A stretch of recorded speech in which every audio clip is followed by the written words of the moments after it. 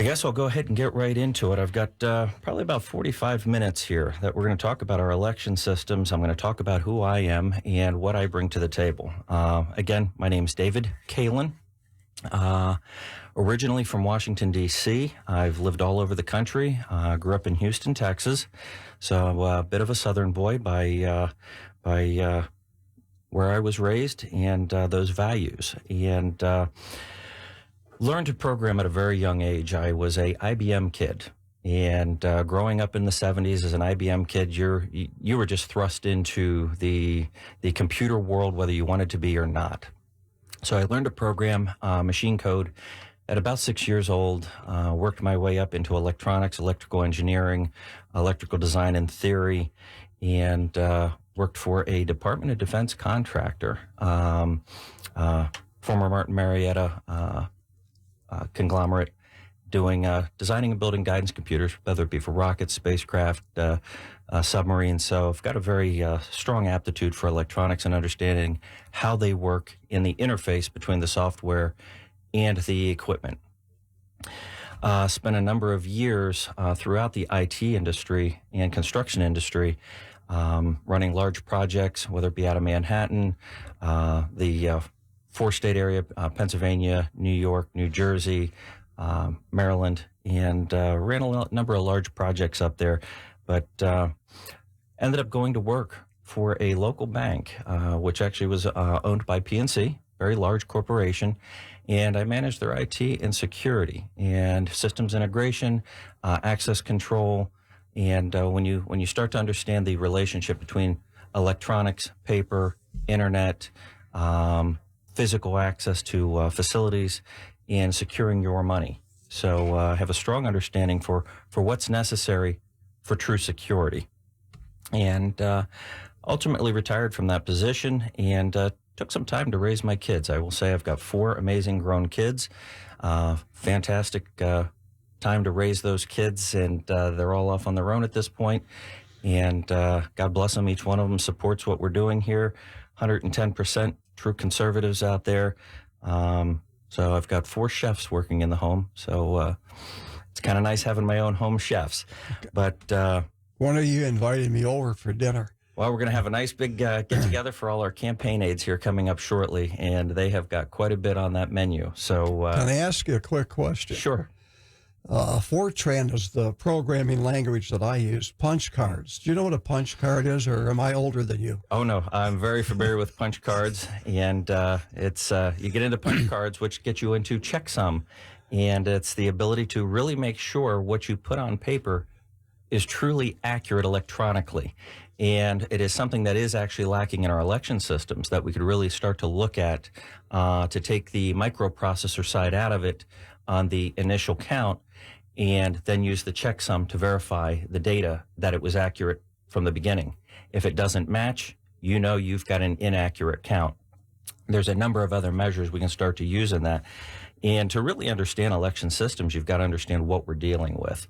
The state of Florida, we are actually dealing with 2 different election systems company. You've got ES&S, which creates the DS200s, the DS800s, and a number of other models. And then you have Dominion, and there are a number of counties that use the Dominion voting machines still here in Florida. I know a lot of folks say that doesn't happen, but it truly does happen. But when you realize the electronic systems in this are still connected to the internet, and if they are not connected to the internet, they're connected through an update that is done for each election. So you're trusting an outside source to ensure that your election systems are secure, but yet that outside source says you're not allowed to have access to those systems to verify what we're telling you. And a number of our systems have not been certified in more than a decade, some of them pushing 2 decades. So when you start to look at the state of the actual voting machines, we do have some issues. There is a number of groups out there. Some folks will call them fringe groups. They're people that are just compiling data. They're putting the physical data along with the compiled paper data that comes out of the machines, whether it's the EL40 data.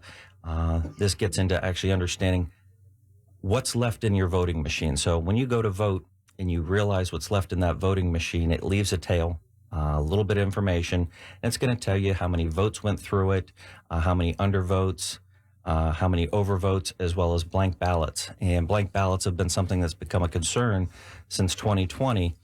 And we're finding a little bit further back that those blank ballots have been an issue for a little bit more than 2020. And it's a means to either manipulate, move, or skew an election.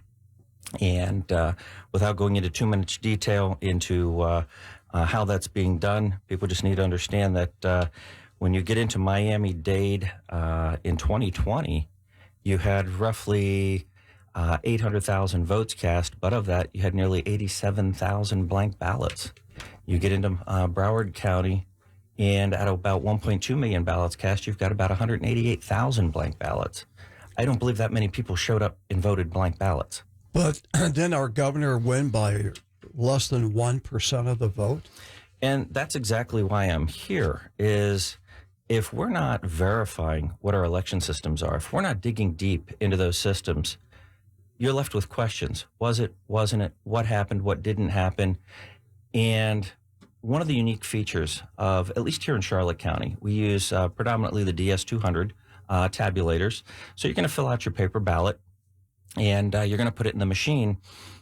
That machine is completely capable of keeping all those ballot images, which we can then put online so that our voters and our citizens can actually hand count those ballots from home after our election process is closed. You do not want to have those online during live voting. You're kind of cheating the system. It's going to be after everything closes. Those are going to get put up there. And that way the people know what's going on. They see what's going on. People need to have that comfort and that feeling of is it accurate? Is it fair? Is it trustworthy? And whether there was fraud or wasn't fraud in 2020 or 2016 or 2012, because we've been hearing it from the same players, both sides, for more than a decade. CNN, MSNBC, they all did articles in 2016 when Trump won that, the systems are easily skewed. They're easily cheated and hacked into. I believe a young man at the Vegas show for elections equipment hacked one of these systems in less than 10 minutes with a cell phone. So if that's what's going on there, and now you've got the time to just sit there and get into a system, you've really got to start to look into the systems and how they're designed and how we can make sure that they're actually secure. And that's where I come in with my security background, understanding how the machines truly work and operate. I know we have an appointed current supervisor of elections who will tell you they're not connected to the internet. Everything's wonderful. It's the most secure systems ever. And I believe at one event was asked, do you think there was any fraud in 2020? Well, no, these systems are accurate. And yet I'm not an election denier, but when you start to look at some of the court cases coming forward in a number of these states that are finally getting to court, we start to realize the system has been either skewed, it has been hacked, it has been manipulated, and that's where the transparency side comes in. If you want to do business with the state of Florida, I think these election companies making these equipment, they need to give us access to the code so we can verify it's accurate. And if we're not verifying it's accurate, then what good is it? And again, if we're not looking for security breaches, we're never going to find them. So when you get into the IT side of our world, it has taken over our lives. And just sitting at an SOE's office during an election period, the amount of data that comes up available wirelessly over a cell phone that you can tap into. And if people haven't changed those passcodes or haven't gotten rid of the backdoor access, nefarious players have the means to get into our systems very easily. And that is why it's so important to have those firewalls in place, ensure that our systems are locked down, and ensure that you have the proper team working for you, as well as having a supervisor of elections that's knowledgeable in these systems. When you understand what's going on in our state and the way our systems work, many people don't realize that our voting system right now is wide open to non-citizens voting. So you want to go in and register to vote. You've got to fill out your paperwork. You've got a Florida ID, and you check the box that says, yes, I'm a U.S. citizen. There is no law currently in Florida that requires you to verify their citizenship. So earlier this year, a number of us championed a bill that brought E-Verify into the picture. At the very least, make sure that our past, present, and future voter rolls have E-Verify on them, so we do not have people that are not valid U.S. citizens voting in our elections. I was dismayed when I found out it did not get voted on, it did not go out there, and it was not passed, only to start really doing a research project with a number of others to find out that there's a whole underground organization behind our election systems. Have you ever heard of FSE Incorporated? Never heard of them. So it's a corporation called Florida Supervisors of Election Incorporated. It's a private organization, but they are paid with your tax dollars through memberships from each supervisor of election within the state. Now, this organization meets on an annual basis. There was just a meeting a couple of weeks ago. Our Charlotte County Supervisor of Elections was there with a number of employees. I have requested those documents. Unfortunately, I have not received those to understand what was spent and who attended or what it cost us to attend that. Now, FSE Incorporated is where they sit and they talk about what they want or don't want in our election systems. And there's a consulting group that represents them, and that's called Ramba Consulting. Dave Ramba, I believe, is the principal owner. So, also owns Ramba Attorneys, and they're a legal firm as well. And to find out, they have a group of lobbyists that lobby either for or against election bills, as well as a number of other bills. They are lobbyists for FPL.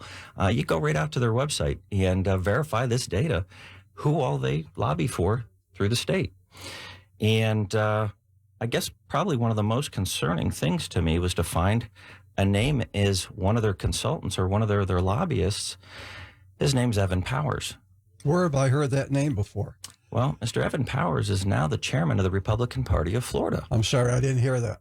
Mr. Evan Powers is the chairman of the Republican Party of Florida. Now, we're supposed to be the party of the people, the party to do the right thing, very conservative, smaller government, fiscally responsible government, as well as we have been screaming for accurate, fair, transparent elections for years. And I'm very confused how a lobbyist like this is now running our party. And I'm not insinuating that he actually did the lobbying. I'm just saying that birds of a feather. And it's very concerning to me. And we're going to continue to dig and find out who the lobbyists for that prevented this election integrity bill from coming to a vote, who they are. And it's a number of other bills as well. So it's about being vigilant in what's going on in our system and who the players are behind the scenes. And I know there's a number of folks that say, you're talking against the Republican Party. It's political suicide. Well, I'm going to let the folks out there here listening today know our election integrity is not a Republican problem. It's not a Democrat problem. It's not an NPA problem. We've got an establishment problem. You look across the board in our nation, not just at our state level, but our national level. We have politicians that have been there for a lifetime. We've got one in the White House right now that's been there his entire adult life. You look what's going on in every election cycle, they come to us and say, you need to elect us again so that we can get this done. Well, you promised to us 2 terms ago. Yeah, but this time I'm going to get it done. And it never happens. And we keep putting them into these positions of power over and over and over. They create a machine, a control system. We have the illusion of our freedoms. We have the illusion of control.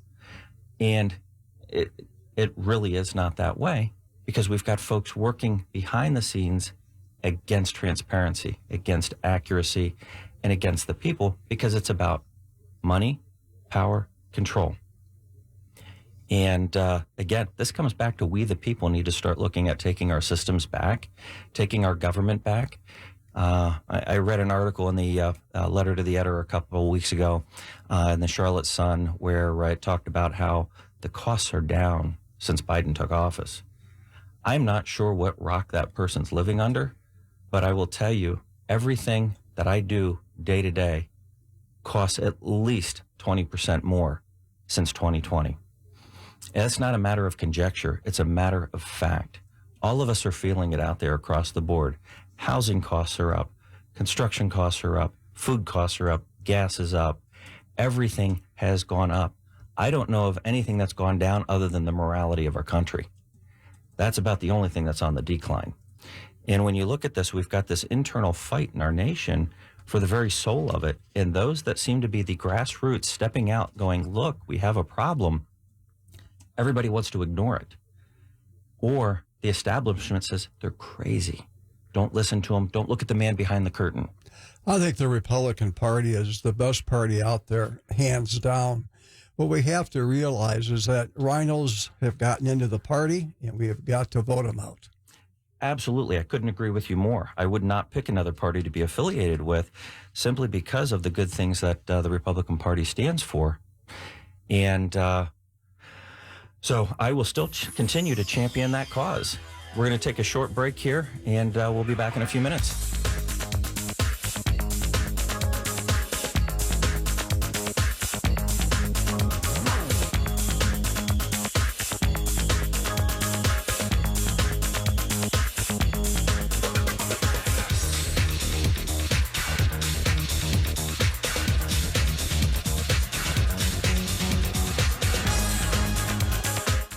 Here's your updated forecast, brought to you by Mike Douglas Plumbing. Family owned with true family values. Veterans discount, free estimates, and work guaranteed. Go to MikeDouglasPlumbing.com for information. A flood watch and flood advisory remain in effect. Overcast skies today with a chance of thunderstorms. Daytime highs approaching 88. Winds out of the southwest 8 to 15 miles per hour. I'm meteorologist Jennifer Wojcicki. Currently, it's 81 degrees. And good morning, Charlotte County. Welcome back. Dave Kalin here with John Bothwell, candidate for Supervisor of Elections and candidate for Republican State Committeeman.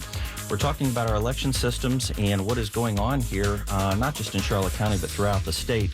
I'm going to take a little bit of time to talk about what I'm going to do different from my opponent.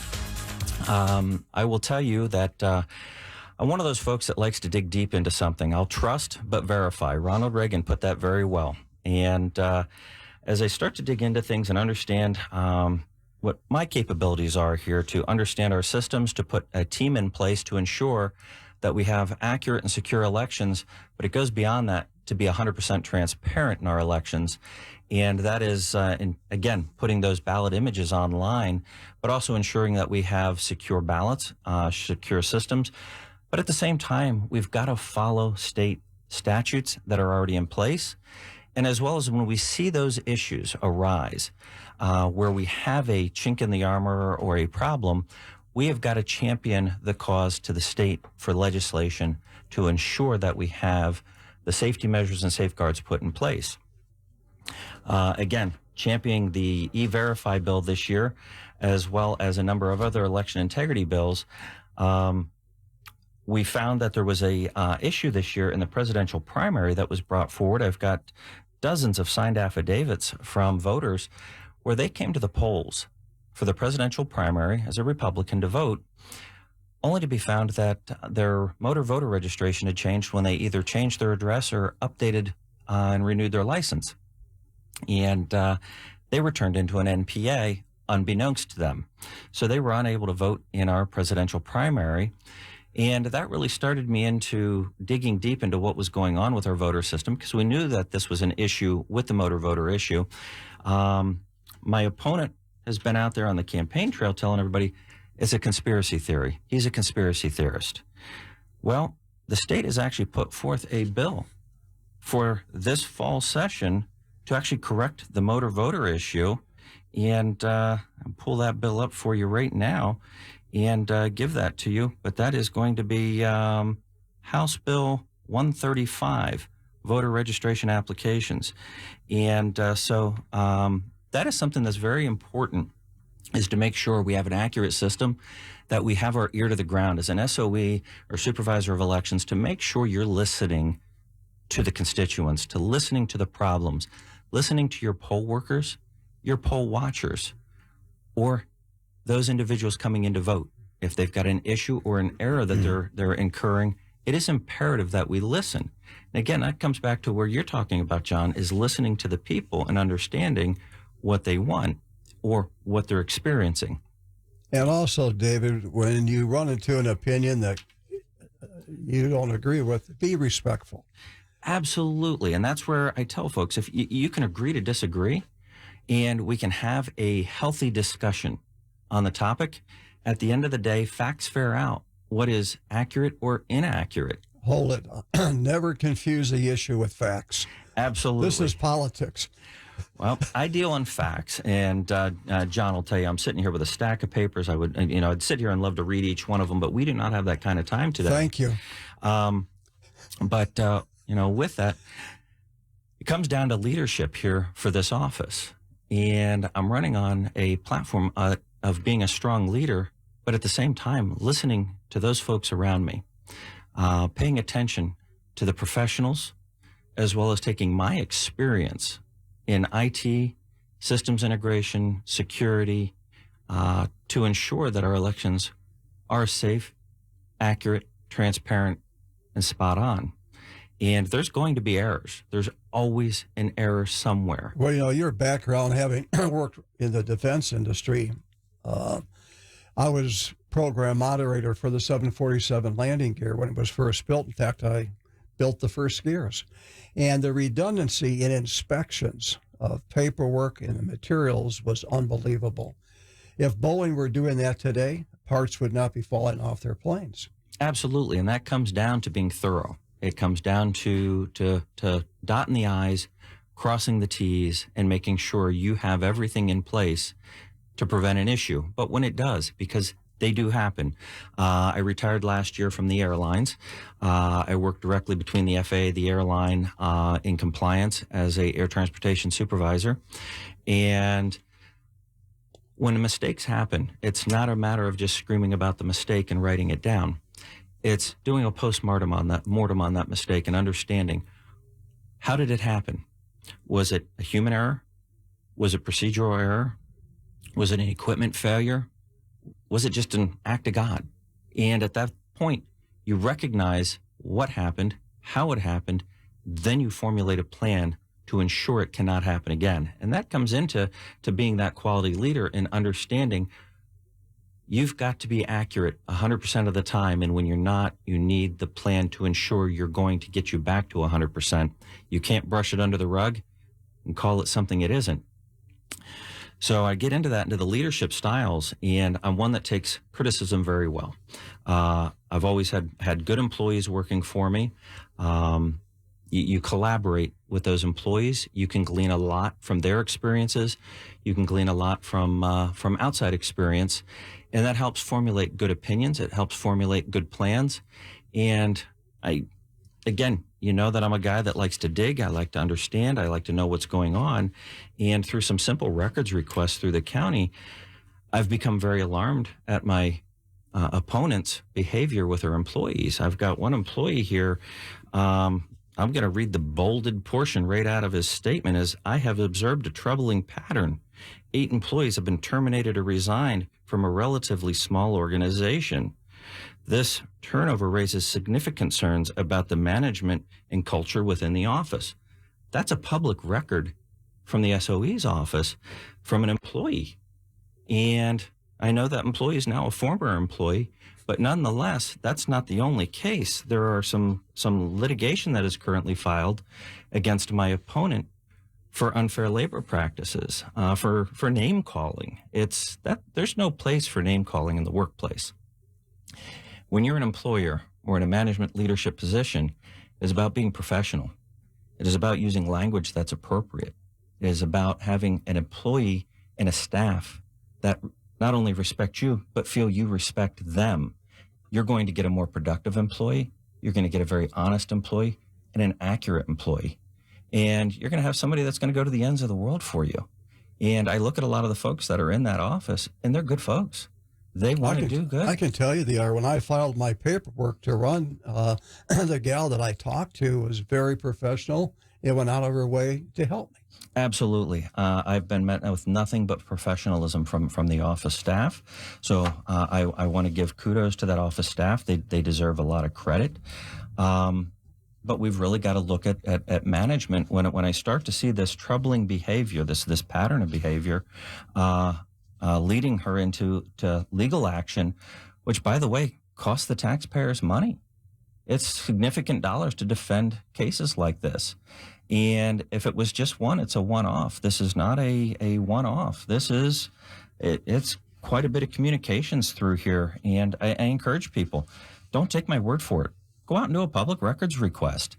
Start to get involved. Start to get that information out there. So the fixes I see here in our election systems is bringing in a leader that is going to uplift the team, that's going to collaborate with that team to ensure we have accurate elections. I've often joked out in the campaign trail, because I'm a very fiscally conservative person. I live very frugally.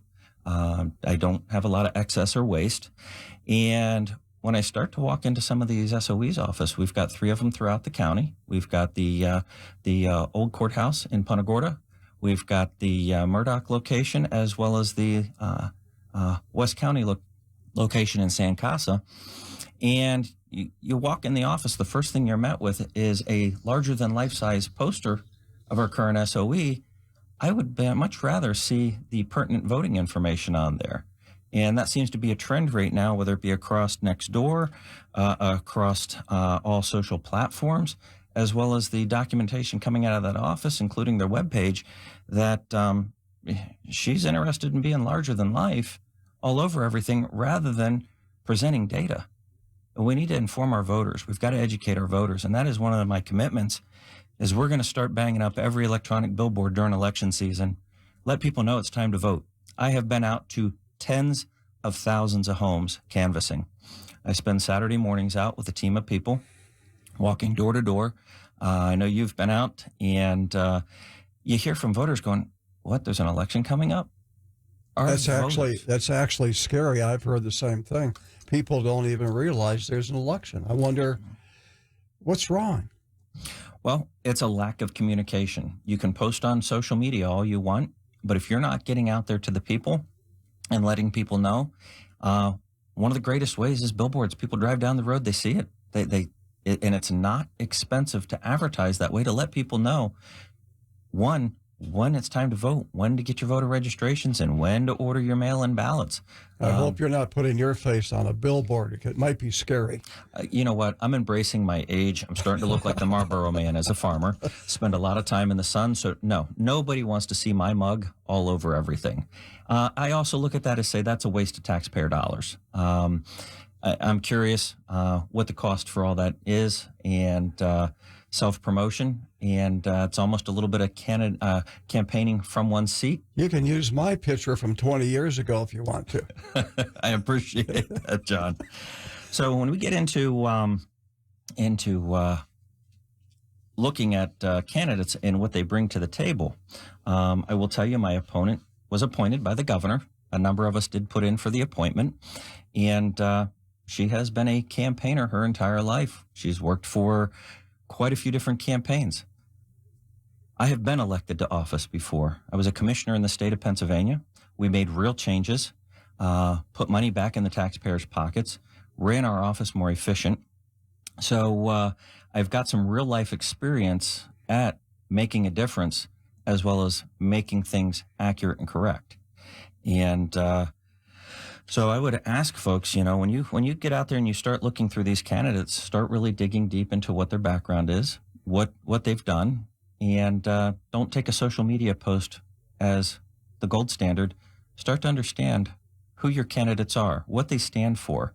Are they working for you? Are they working to get themselves elected or reelected so they have a job? You've been out to a number of our events.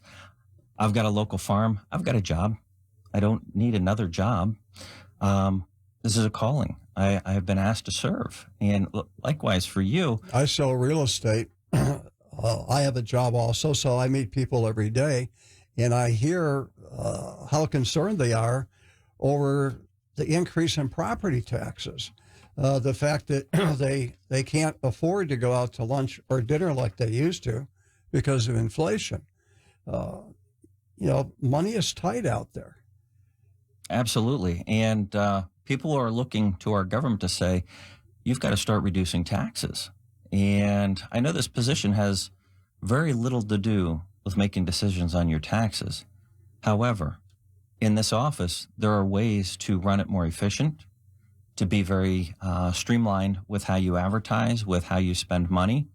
And that's one of those things that's my commitment, to reduce the budget in that office, as well as put together a team that is effective and accurate. And again, most of those folks in there, I think, would do a phenomenal job with the proper guidance and encouragement. Well, I believe in service before self. So I volunteer in my church. I was on the board of the Punta Gorda Isles Civic Association, Burnstone Isles Association, where I live now. And I just believe in giving back if you want society and your community to continue to grow. I got into politics with Bob Dole in the Senate. I know I'm dating myself now. And the year that I won the Senatorial Medal of Freedom, Bob Dole said to me, he says, John, he says, I really would like to see you spend more time in local politics. He says, that is what it is all about. Get in your local community, get busy, and make it a better place. And that's what I've tried to do. And that's very evident. The number of years that I've known you and the involvement with the Republican Party and your desire to make our lives as well as those around you better. And that's true public service. Again, your position pays nothing that you're running for, and to put yourself out there financially and take time away from yourself or your family for those around you, I thank you for that. That's truly a calling. Well, I come from a generation where those are the values we were taught. Oh, thank you. I could probably sit here and go on all day, folks. I could go on our election systems. I could go on to the issues we've had, the motor voter issues we've talked about. I encourage you to, once again, reach out, get to know what's going on. I'm going to give you my website. It's davidekalen.com. My phone number is on that website. That is a personal phone number. Feel free to call that number. I know putting a personal phone number out there as somebody running for office can be very, people have said that's crazy, but you have the right to be able to talk to the person you're looking to put in office and really start to ask the questions. You want to sit down, you want to go through some of the issues, you want to talk about what's going on in our election systems, you want to talk about who the players are, what you can do to make a difference. And I encourage you to get out there and do your homework. Don't expect somebody else to do it for you, or you're not going to learn what you need to learn. More than happy to take some calls right now. If anybody has any questions, the number is 460-1530. You're more than welcome to call in, ask some questions, and for either John or myself. We'll see if we get anybody calling. I will talk about a couple of events coming up here. We did talk about earlier the fundraiser. It's actually more of a candidate meet and greet. Again, it's at PH Ranch, 32641 Washington Loop Road in Punta Gorda. It is Saturday, June 15th from 3 to 7 p.m. We are asking for a $10 donation. You will get to pick your candidate that you want to donate that to. So it's... Hold it, David. Make sure that you say John Bothwell for state committee man for your $10, please. Because I'm the poor boy in the group. Absolutely. There you go. John would like a little of your assistance there. I would ask for some assistance as well. Running a campaign against an incumbent is a daunting task. They've got all the friends. They've got the donors. In fact, my opponent, you'll look right out there. You can go to the SOE's website and look at campaign finance reports, and you'll find out she's been donated by Ramba Consulting. So, yep, we've got a caller on the air. Yes. Hello, you're on the air. You need to turn your radio down, please. Okay, I will. You're on the air. Hi there. My name is Tracy, and I'm we're going to have all the candidates at the library in Punta Gorda on July 22nd. And I think it'd be a great time to see all the candidates, including David and John Bothwell, to actually come out and ask questions at the library in Punta Gorda, 401 Shreve Street. So, yeah, definitely I have a question for David. What is your number one thing that you're going to do when you get into office? Well, probably the first thing once getting into office is do an assessment to where we are at, what equipment we have, what we have to work with, and then look at how do we use what we currently have within state statute to ensure our elections are not only secure, but accurate and then transparent.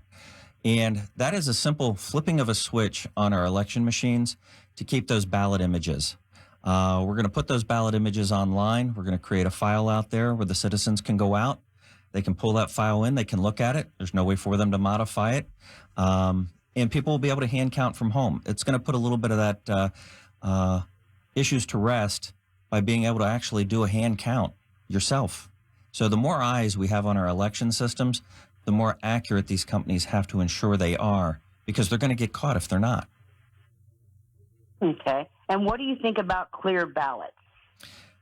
I personally am not a fan of clear ballot because of the way the ballot auditing is done. It is really not a comprehensive audit. It is a third party coming in and looking at your systems. And I look at a lot of the locations where this has been implemented throughout the nation. The results were not good. You had entire towns switching from a staunch conservative town to a very leftist town. And you got to ask why. Is there something in the software? Is there something in the audit? Or is it just a fluke? And without having full access to their systems and understanding it, I can't give a whole lot more till I do have access. And my final question would be for John Bothwell. John, could you tell me exactly about, bringing the information back from the RPOF meetings every quarterly? And you do this for free, I know this. But my question is, how are you going to get the people involved? You said something about letters, and how can we get those letters to you? One of the things I plan to do is to create a list of around 5,000 people that would be willing to write letters. And I'll notify you and say, here's the issue. This really needs to be addressed. The other thing I'm going to do is do town hall meetings and collect the information there and ask for people at the meetings to, hey, write a letter and let them know, hey, you're doing the right thing. We're behind you. When they're not doing the right thing, we need to bring it to their attention. It's all about communication. That would be all. I thank you two very much, and it's an honor to have you from the grassroots on board to give the people the voice that we need. Thank you very much, you two. Thank you, Tracy. I've got one more event I'd like to get out there before we wrap it up here. We've got about 2 minutes left. June 19th, 6 p.m., the Rabbit Hole at the Cape Hayes Tavern. I'm having a fundraiser. We'll have a couple of really good speakers. We're going to have Mason Weaver out there. He's going to give us a Juneteenth speech because it is on Juneteenth. And it's $100. You're going to get a dinner, and that includes your donation.